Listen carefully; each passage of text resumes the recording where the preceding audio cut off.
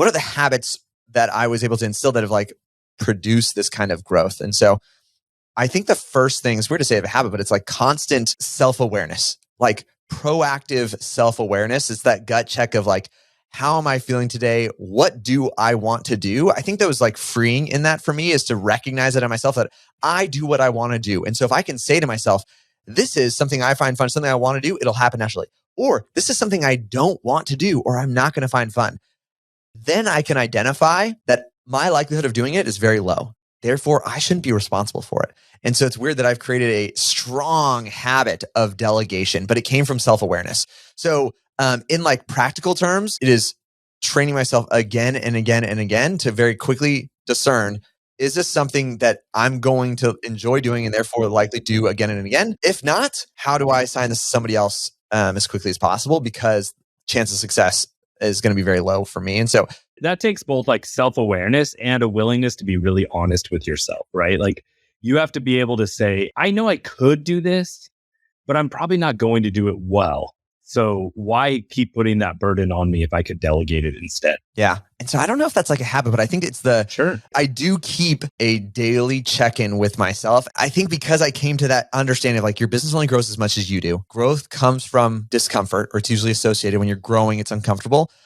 I'm going to be okay with being uncomfortable. And the first uncomfortable thing is radical honesty with yourself. And that's like I start with is like, that is like, I celebrate it now. Like deficits create opportunity, right? That gap in what I'm unable to do creates opportunity for other folks. A lot of folks feel the pressure, like I got to be able to do all the things, know all the things, be expert at all the things.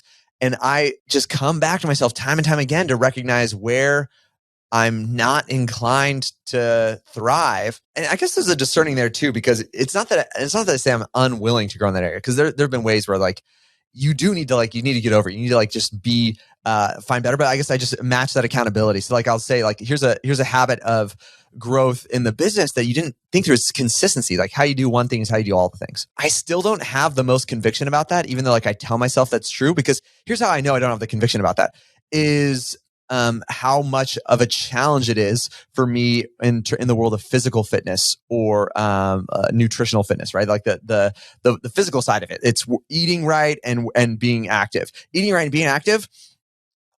I just know if I don't have naturally inclined fun associated with that, it falls off. It falls off in consistency. So what have I been able to do? Gamify accountability, right? So it's like, what is fun is games and scoreboards and stuff like that. So like I gamify. And right now, like the big one is my watch. So like 2 metrics that I can keep is I have my steps. Like I get those and it tells me 10,000 steps a day. That's the game I'm always playing.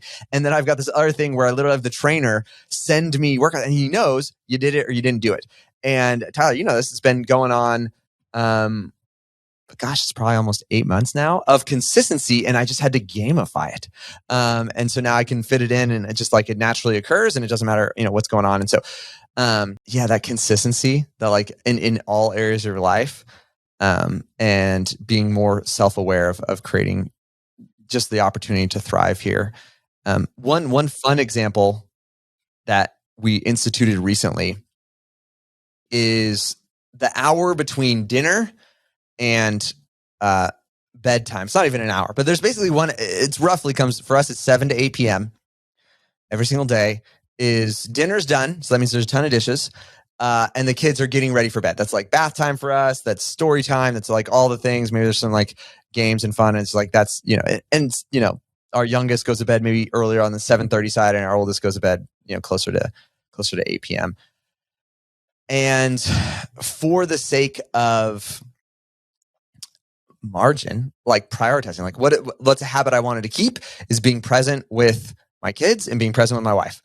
And so I saw the opportunity. I was like, man, this is a gap where it's usually like the stress.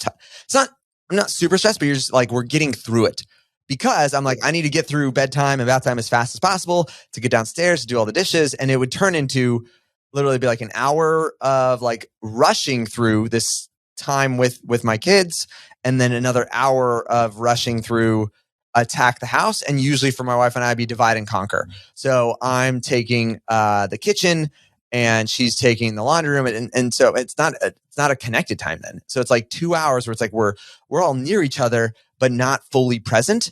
And I recognize this is going on, and I'm inclined to delegate.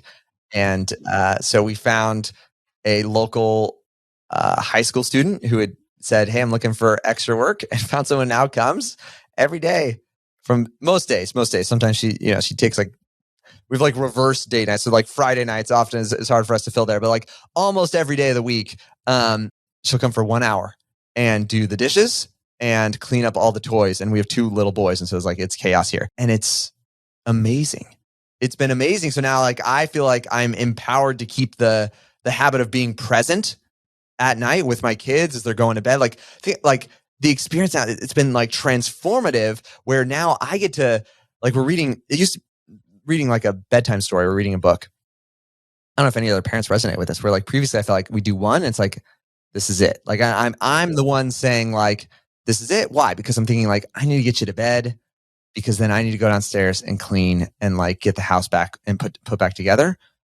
Now I'm like it's 7:45. Like everything's being taken care of downstairs. There's no rush. And so I get to be the parent who's like, you want to do another? You want to like hang out and talk a little bit more? And it's been such a rewarding thing that has come. I wouldn't have expected this. This has been a consequence of being disciplined on the business side that's now bled into space and margin and just a very rich aspect of my life. And if you want like numbers behind it, this is crazy too. It's like, so, as a high school student, I don't remember what you made in high school. It's a very low stress job. I'm impressed. She's actually, doesn't even have a driver's license. Her parents I kind of feel bad for the parents, but I'm like, you know what? She's learning entrepreneurship and because they drive her for 1 hour of work, every night, but they don't live far away for $15 an hour. So this turns into roughly $300 a month. And for that time back, I'm like, this is now my favorite subscription. Like, this is more valuable to me than I don't have a Peloton. But if I was like paying for a Peloton or a gym membership, like this membership, the membership of evenings that feel connected and close to my family, just incredible.